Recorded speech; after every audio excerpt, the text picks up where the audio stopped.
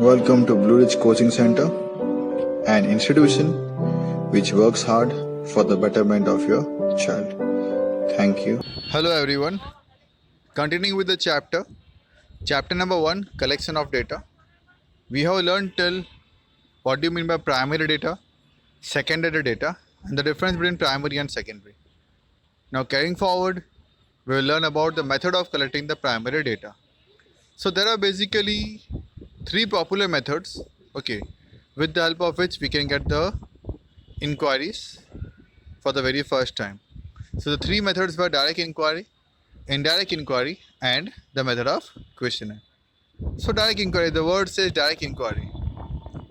In this method, an investigator himself or an enumerator appointed by him visits personally to the field and collect the necessary information. वो खुद जाता है respondent के पास और उसके पास से डेटा पे कलेक्ट करता है. For example, if the person want to collect data about the condition of farmer of Sadanand Taluka of Ahmedabad district, he must go to Sadanand Taluka, contact the farmers, contact करेगा farmers को और उनके पास से data पे collect करेगा regarding the conditions. तो यहाँ पे क्या मैं डायरेक्ट जा रहा हूँ और डेटा पे कलेक्ट कर रहा हूँ. The information obtain by this method उसको बोलते हैं यहाँ पे information by direct inquiry. Similarly a person interested in knowing the health status of the students, अगर मुझे जानना है स्टूडेंट्स की हेल्थ स्टेटस यहाँ पे क्या है म्यूनसिपलिटी स्कूल्स में अहमदाबाद के अंदर, वो पर्सनली सबको मिलता है. म्यूनसिपलिटी स्कूल में जाएगा, पर्सनली हर एक बच्चे की हेल्थ के बारे में इंफॉर्मेशन यहाँ पे कलेक्ट करेगा. तो वन सेकेंड उसने क्या किया, डायरेक्ट इंक्वायरी. उसके बेनिफिट्स क्या है डायरेक्ट इंक्वायरी के. So number 1, the data obtain by this method वो बहुत ही एक्यूरेट होते हैं, बिकॉज मैं खुद पर्सनली विजिट करके डेटा यहाँ पे लेके आ रहा हूँ. काफ़ी एक्यूरेट होंगे, काफ़ी रिलायबल होंगे. Due to face to face interviews with the respondent, हम सामने खड़े रिस्पॉन्डेंट के एनुमरेटर्स, उसके माइंड पे जो भी क्वेश्चन, कोई भी डाउट होता है, कोई भी कन्फ्यूजन होता है, तो मैं उसको ईजिली प्रॉपर एक्सप्लेनेशन यहाँ पे देख के सॉल्व यहाँ पे कर सकता हूँ. By personal interview enumerator sometime get supplementary information. जो इन्फॉर्मेशन चाहिए वो तो मुझे मिलती ही मिलती है, शायद मुझे सप्लीमेंट्री एक्स्ट्रा इन्फॉर्मेशन भी मुझे यहाँ पे जल्दी से मिल जाती है. ठीक है, बिकॉज मैं खुद पर्सनली अवेलेबल हूँ, तो मैं यहाँ पे आपको जो चाहे वो क्वेश्चन यहाँ पे इजीली कर सकता हूँ और उसके आंसर में ले सकता हूँ, चाहे वो मुझे काम का हो कि ना काम का हो. This method is much better when the field of inquiry is limited. ये मेथड जब बेस्ट है जब field of inquiry, area under the inquiry एक लिमिटेड होती है. तो sometime when respondents are unwilling to give particular type of information, जब सामने वाला रिस्पॉन्डेंट आंसर देने को रेडी नहीं होता है, इन दैट पर्टिकुलर केसेस उसको सप्लीमेंट्री क्वेश्चंस, घुमा फिरा के क्वेश्चंस पूछो और उसको एश्योर करो कि भाई मैं तुम्हारा दिया हुआ इन्फॉर्मेशन कहीं मिस यूज यहाँ पे नहीं करूँगा. तो नुकसान क्या है इसका, डिसएडवांटेजेस. दिस मेथड, इसके में बहुत सारा टाइम चाहिए, बहुत सारे एनुमरेटर्स चाहिए. अगर एरिया ऑफ इंक्वायरी बहुत बड़ी होती है तो वाइड होती है, तो ये काफ़ी एक्सपेंसिव मेथड है. The information collected by this method may be less reliable. अगर एनुमरेटर्स ट्रेंड नहीं होते हैं, इन दैट केस जो इन्फॉर्मेशन मुझे मिलेगा वो शायद तक सही नहीं मिल सकता है. Second method, indirect inquiry. Meaning, in any of the following situations, the investigator contacts an organization or a person capable of conducting inquiries and get relevant information from such organizations or a person. कभी ऐसा situations भी possibility हो सकती है जहाँ पे investigator contact करता है किसी एजेंसी को, ऑर्गेनाइजेशन को, जिसके पास ऐसे पर्सन्स अवेलेबल होते हैं जो डेटा कलेक्ट करके लेके आते होंगे. वो कब करना पड़ता है, when direct source does not exist. Directly मुझे डेटा नहीं मिल सकता है तो मुझे यहाँ पे इनडायरेक्ट वैसे काम करना पड़ता होगा. When the field of direct inquiry is very large, जब डायरेक्ट इंक्वायरी का एरिया अंडर द इंक्वायरी बहुत ही ज़्यादा बड़ा होता है, बहुत ही ज़्यादा वास्ट होता है, and there is a lack of time of personal contact, और मेरे पास इतना टाइम अवेलेबल नहीं होता है कि मैं पर्सनली जाके रिस्पॉन्डेंट्स के पास जाके डेटा कलेक्ट करूँ. When the information is to be obtain in complex, जो मुझे इन्फॉर्मेशन चाहिए वो काफ़ी कॉम्प्लिकेटेड, काफ़ी कॉम्प्लेक्स है. तब when the cost associated with direct inquiry is unbearable, जब डायरेक्ट इंक्वायरी करने के लिए जो कॉस्ट यहाँ पे इनकर करना पड़ता है वो अगर बहुत ही ज़्यादा होता है, इन दैट पर्टिकुलर केसेस मैं यहाँ पे इनडायरेक्ट करना ही प्रेफर करूँगा. The method of collecting information in such a way, उसको बोलते हैं यहाँ पे indirect inquiry. In this method the information is obtain with the help of the third party के पास इन्फॉर्मेशन कलेक्ट करता है instead of enumerators. For example, in the earlier illustration, a person interested in getting the information about the condition of farmers Sadanand Taluka approaches the talati of, जो साहूकार होते हैं तलातीस और सदन तालुका के, उसके पास जाऊंगा, उसके पास सब फार्मर्स का इन्फॉर्मेशन अवेलेबल होगा. गया उसके पास और जाके मैं उसके पास सब डेटा लेके आ गया, तो मुझे पर्सनली सभी के पास जाना नहीं पड़ा. अ person interested in information of education status of the workers of industry, by workers कितने पढ़े लिखे हैं, हैविंग 2000 वर्कर्स वो मैनेजर के पास जाएगा, उसके बाद कंप्लीट रिकॉर्ड्स अवेलेबल होते हैं, जाके वो लेके आ गया। Similarly advocate can get information regarding murders, thefts from the police station से मिल जाता। तो ये क्या है? इनडायरेक्ट इंक्वायरी है। Thus, the method of indirect inquiry is quite popular in practice. However, the reliability of the information obtained by this method depends on the ability. भाई वो information कितना सही है नहीं है, वो डिपेंड करता है ability, honesty and experience of enumerators के ऊपर जो information collect करने जा रहा है वो। So what are the advantages?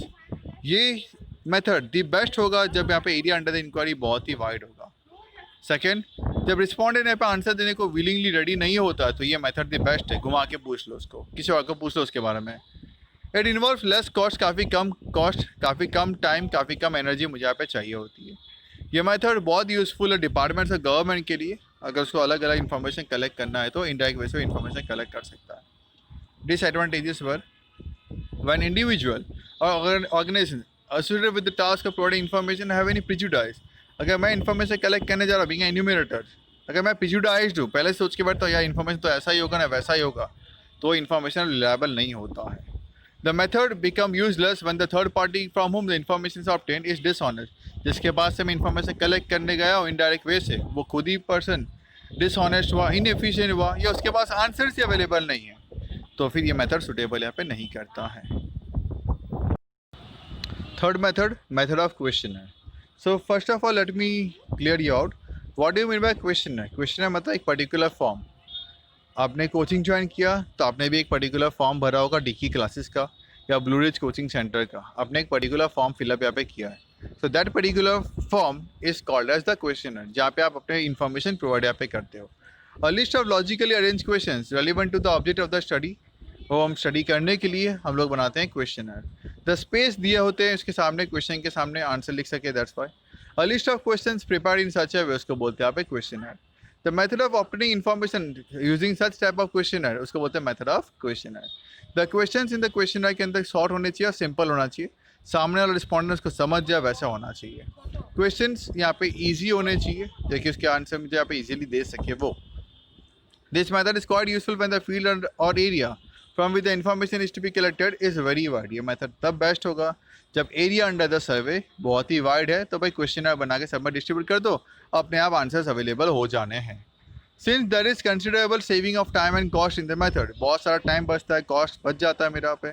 It is the most economical method of inquiry, सबसे सस्ता मेथड यही है।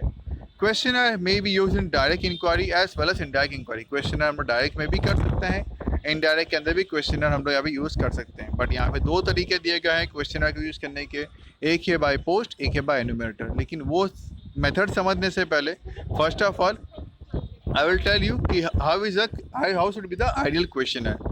So the characteristics of an ideal questionnaire. So number one, every questionnaire must have a covering letter. एक extra letter होता है जिसमें company के बारे में या इंस्टीट्यूट के बारे में लिखा हुआ होता है, और एक appropriate title होता है। From the title itself हमें पर्पस यहाँ पे क्लियर हो जाता है।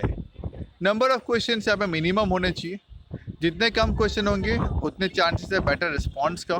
ठीक है, बहुत सारे क्वेश्चन लॉन्ग क्वेश्चन के तो सामने वाला रिस्पॉन्स डिस्करेज फील करता है, एक्यूरेटली वो आंसर देना प्रेफर यहाँ पे नहीं करता। There is no specific rule for exact number of question, ऐसा नहीं कि इतने ही क्वेश्चन होना चाहिए, but yes you can say 25 to 30 question होने चाहिए, उसके ऊपर नहीं हो। Number third, the number of question in the question should be consistent with the purpose, जो पर्पस है उससे जुड़े हुए ही क्वेश्चन होने चाहिए। मुझे चाहिए स्टूडेंट्स के बारे में इन्फॉर्मेशन, मैं पूछता हूँ पेट्रोल की रेट मार्केट में क्या चल रहा है, तो ये कोई काम का नहीं है। तो पर्पस से जुड़ा हुआ ही क्वेश्चन मेरा पे होना चाहिए। क्वेश्चन सिंपल, शॉर्ट और अंडरस्टैंडेबल होने चाहिए। बहुत एम्बिग्यूअस वर्ड्स नहीं यूज़ करने हैं, डुअल मीनिंग वाले वर्ड्स यूज़ नहीं करने हैं।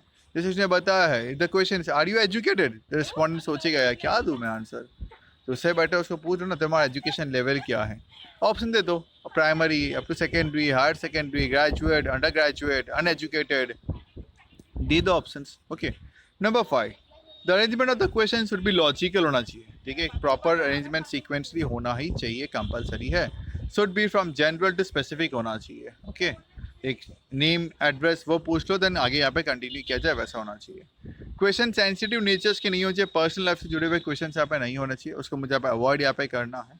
For example question relating to marital status, other source of income of respondent, ये सब पूछने की कोई रिक्वायरमेंट नहीं है। मैरिटल स्टेटस पूछ ले फिर भी चलेगा, बट फालतू के क्वेश्चन नहीं पूछने कि भाई इनकम कितनी है, कहाँ से इनकम है, कितनी लीगल है, कितनी इलीगल है, कितनी ब्लैक, कितनी वाइट है.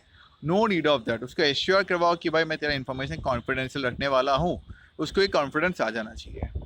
Answer to the question should be free from any calculations. कोई भी आंसर्स, ठीक है, उसको उसके लिए उसको कैलकुलेशन नहीं करना पड़े. For example, about the question like what is the average income of earning member of the family. भाई फैमिली में अगर 10 मेंबर है, 10 मेंबर कितना कमाते हैं, उसका एवरेज इनकम बता.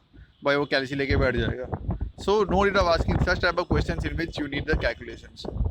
The questions having answers yes no या मल्टीपल अल्टरनेटिव्स वो मुझे पूछना चाहिए.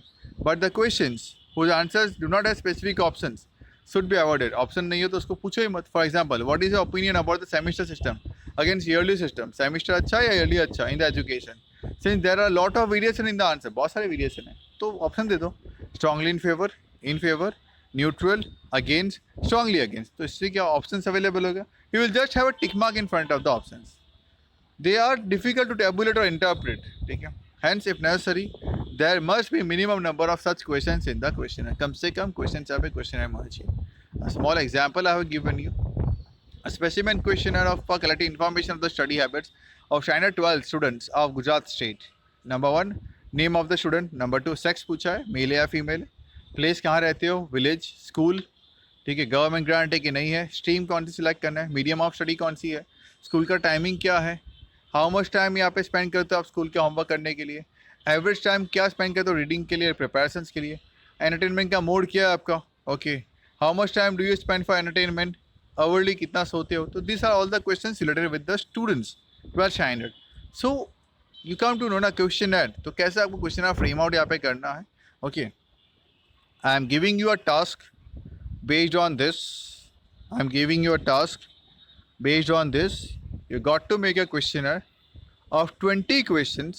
You got to make a questionnaire of 20 questions related to the importance of parents in your family, importance of parents in your own life, importance of father you can take, or importance of mother you can take. How your father, how your mother is important for you, that you got to ask. Okay, on the topic of that you got to make 20 questions, just 20 questions. Okay, is it clear with you all people? You just got to make 20 questions based on that, and you got to submit me the homework by Monday itself. Thank you.